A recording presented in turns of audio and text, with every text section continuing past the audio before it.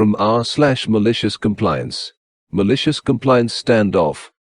About 15 years ago, I used to work in the highly regulated area of inbound mortgage sales in the UK.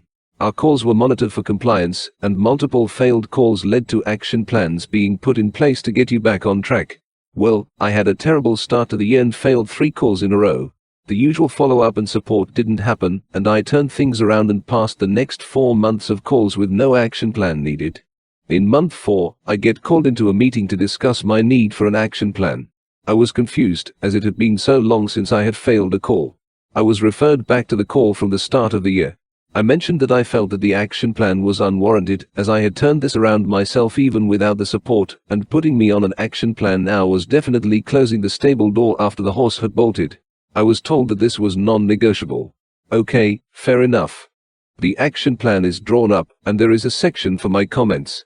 I state the dates of my failed calls, the record since the last failed calls, and my disappointment that support was not offered at the time of need.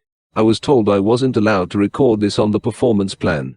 What they didn't realize at the time is how petty I am, so I researched the HR handbook and printed out the sections, stating implicitly that I was allowed to put any information I wanted. Recognizing this in this section, I updated the performance plan to state I had been told I couldn't recall my objections by the manager who told me that, and added the HR handbook section for good measure.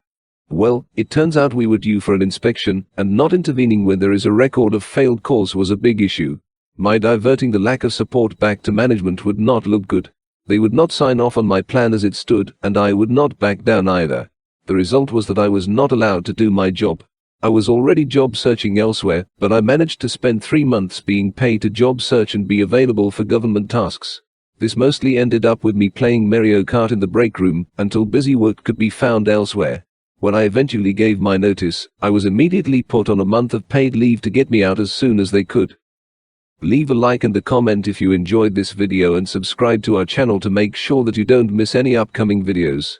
Thank you for watching Reading Reddit.